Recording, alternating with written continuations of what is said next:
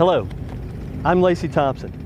I serve as the news chief here at NASA's Stennis Space Center near Bay St. Louis, Mississippi. I'm standing not too far from the Fred Haise Test Stand. This is where NASA tests RS-25 engines to help power the SLS, or Space Launch System rocket, on Artemis missions back to the moon as we prepare for future journeys to Mars. I'm joined by one of our NASA test engineers and test conductors, Derek Zacher. Derek has agreed to answer some of the questions we've received during recent live stream broadcasts of RS-25 tests. Derek, thank you for joining us. Happy to be here. Before we get on to the questions, I'd like to ask you to share a little bit about yourself and how you became a test engineer and conductor here at NASA Stennis. All right, well, got interested in aerospace as a child. I was more interested in the jet engines and aircraft than I was rockets and space. Went to school down at Embry-Riddle down in Daytona Beach, and that was close enough to Kennedy that I was able to go down and see a bunch of launches, and got really excited about it. Had an opportunity to come down here to Stennis, working for Orbital Sciences on their Antares program, and then when after our first launch there, I was able to get a job here in NASA, working with the team here on the stand testing the RS-25. Thank you, Derek. We're so glad you're part of the NASA Stennis family. Now, let's get on to the questions. And the first question relates to an upcoming RS-25 test on the Fred Haise Test Stand. Somebody wants to know what the engine being tested is for, whether it's a new engine or a heritage space shuttle engine. All right, this engine here is manufactured of all new components. It's part of our certification test series. What we did was we have about 12 engines left that are going to work through Artemis 2 through 4, and then we have to utilize new manufactured engines. So we are using new techniques for manufacturing, new materials that either weren't available at the time when these engines were first manufactured, or weren't suitable for the reusable aspects of the Space Shuttle main engine. So these tests are to verify that those changes don't impact the performance of the engine, that it still is suitable to meet our needs and is still reliable to get our astronauts safely into orbit. And those new engines are being produced by the lead engines contractor, Aerojet Rocketdyne, is that correct? Yes, sir, correct. All the components are manufactured out at their facility in California, and then they are shipped here to Stennis, where they are assembled and then brought up to the stand to be tested. And after we are finished testing them, when we get to the flight engines after testing, they will be sent down to Michoud Flight Facility outside of New Orleans, where they will be integrated into the next SLS core stage. Well, thank you, Derek. Let's get on to the next question. And somebody wants to know what weather conditions permit a test. For instance, can you test during a thunderstorm? All right, we can test pretty much any time. There are activities prior to the test that require our personnel to be outside doing setups and inspections. Obviously, they can't be outside during a thunderstorm for those. We have a lightning detection system on our facility that will alert us if there are lightning strikes within 5 to 10 miles, and in those situations, our people can't go outside. Down here in Mississippi, we're lucky that most of the time the weather comes here in the afternoon and the mornings are pretty clear. So when we know weather's coming in the afternoon, we'll try to pull all of the setups and all of the inspections forward in the count to try to get them out of the way before the weather comes in. We have backup generators that provide power, that in the event that we have a lightning strike that knocks out commercial power, we'll still have power to run all of our systems. And then in the event that in the last couple of minutes before a test, when we're trying to do our final inspections, if we can't send people outside to do those, most of the areas that we need to look at have adequate coverage via video camera that we can do an inspection that way. At the end of the day, though, what it comes down to is if the test director feels that it is the risk level has elevated to such a level that it's not acceptable, he can choose to scrub the test. Well, that's great information, Derek. Thank you. Now, the next question is, how loud and powerful are these RS-25 tests? For instance, will they set off nearby car alarms? All right, well, these are pretty loud tests. We don't allow too many people outside of enclosed structures close to the stand. But anybody within about 200 yards or so is wearing hearing protection because it's above our acceptable limits. I have never heard of a car alarm going off out here, but on that note, you know, we're a pretty secure area out here, so most people don't even lock their cars when they're out here, so they're probably not even armed. Now, I have heard some friends that live, you know, 15, 20 miles away from here that tell me that when the clouds are low and the weather is just right, they can actually hear us from, you know, 15, 20 miles away. So it is pretty loud. Thanks, Derek. And of course, if the car alarm went off, you probably wouldn't hear it over the sound of the test. Probably not. So the next question we have is, how much thrust does the RS-25 engine produce? All right, the RS-25 engine produces 470,000 pounds of thrust. That's vacuum rated, so that's at altitude. That's at 100% of the rated power level. Now, on the Fred Haise stand, in preparation for Artemis missions, we are testing these engines to 113% of its rated power level. And at that setting, it produces approximately 530,000 pounds of thrust. To give you a little bit of idea of perspective here, that's about 15 times the combined thrust of the two engines on an F-22 fighter. Thanks, Derek. Now, speaking about the thrust, someone wants to know, how hot and fast is the engine plume during a test? All right.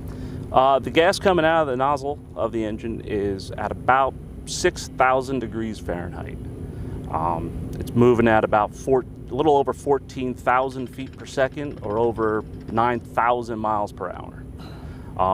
The heat is so much that we use about 230 to 240,000 gallons per minute of water in our deflector to cool it and to keep the engine from damaging our facility. Thanks, Derek. Now, some folks that have watched the engine test during the live stream, they've asked, what produces that cone of light you see right beneath the engine nozzle? All right, that cone of light is called a shock diamond, or sometimes referred to as a mock diamond. What causes that is that when we're testing at sea level here, the engine nozzle is a little overexpanded because it's optimized for at altitude. What that causes is the pressure of the plume coming out of the nozzle is slightly lower than the atmospheric pressure around it. So as the atmospheric pressure interacts with the plume, it compresses it and straightens it back out, and instead of letting it continue to expand. This actually causes the velocities to reduce and the temperatures to increase. So right at that point where that diamond is, the temperatures are actually starting to ignite any residual fuel that's in the plume, and that's why it's visible in that area. If you watch, depending on what videos you see as you're watching it, you'll see that diamond moving in relation to the exit plane of the nozzle. And when that moves, that's when we are changing the power level of the engine. So the closer it is to the engine, the lower our power level is. Thanks, Derek. That shows us that physics can sometimes be beautiful, because that is a lovely mock diamond to look at during a test. Yes, sir, it is. Now, the next question we have is, how much fuel is used during a typical RS-25 hot fire? All right, Lacey, our propellant consumption on a typical test varies based off of our power level settings, so what our profile is looking at, and also the duration. Typically, for a normal profile, we're looking at about 6,500 gallons per minute of liquid oxygen and about 14,000 gallons per minute of liquid hydrogen. Our typical test is approximately 500 seconds. Sometimes you'll see us go a little longer, like our last test was 630 seconds. But we'll typically use about 55,000 gallons of liquid oxygen and about 140,000 gallons of liquid hydrogen during a normal 500-second test. We use an additional 8,000 gallons approximately of liquid oxygen to chill in our transfer line, our run ducts, and the engine prior to test, and we'll use about another 6,000 or 7,000 gallons of LH, or liquid hydrogen, to do the same on the fuel side of the system. Our run tanks aren't large enough to accomplish this, so what we'll do is we'll top off our fuel tanks prior to test, but then again, our even with that, our LOX tank is only 40,000 gallons and our LH tank is only 100,000 gallons. So we need to top off those tanks during test from our barges that you see docked at the side of the stands. We'll have separate people that operate those transfers to keep the test conductor free from having to worry about that. So we use a lot more than what you think just for what the engine's consuming, but we managed to make it work. Thanks, Derek.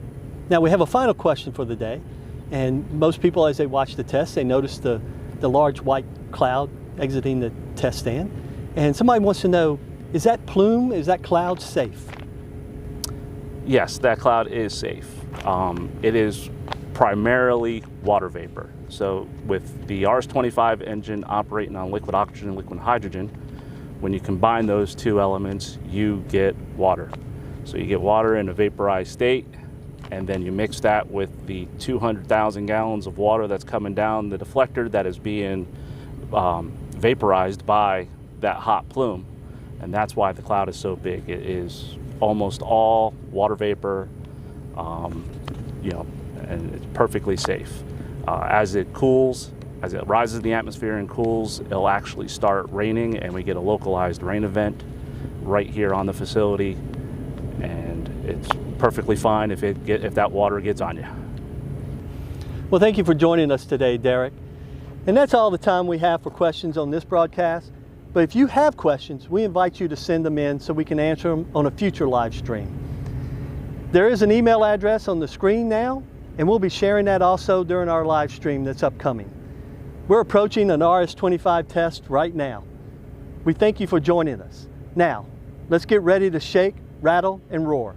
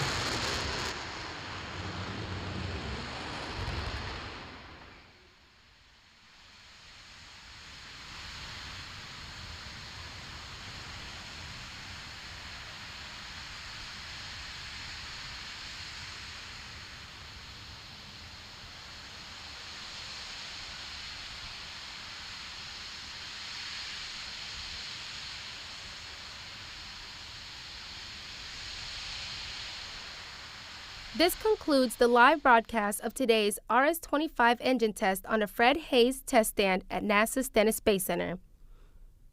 Please check the NASA Stennis website and social media channels for additional information about today's test as well as upcoming hot fires. Thank you for tuning in and for your ongoing support of NASA and NASA Stennis.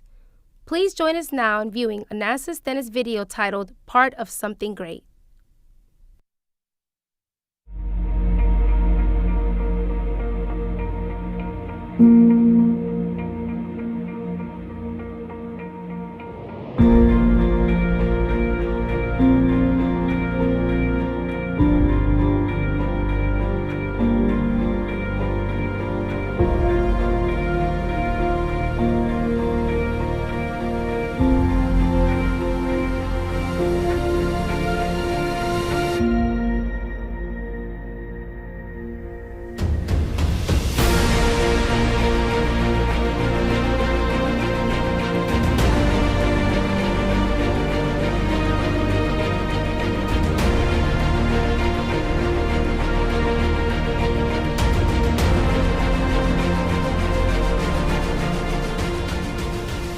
You have probably driven past it, seen the name in the news, perhaps even met someone who works there. But what do you really know about NASA's Stennis Space Center? There are a lot of facts, but here is the important one. This nation is headed to deep space, back to the moon through the Artemis program, including with the first woman and the first person of color, and then on to Mars. The country has put its trust in NASA's Space Launch System rocket to fly farther than ever before. And like before, Stennis is testing the very rocket stages and engines that will help launch those deep space missions and send astronauts to other worlds. This is what we do. We help power space dreams, right here in Mississippi, right in our own backyard. That makes each one of us part of something great. Go NASA. Go Stennis.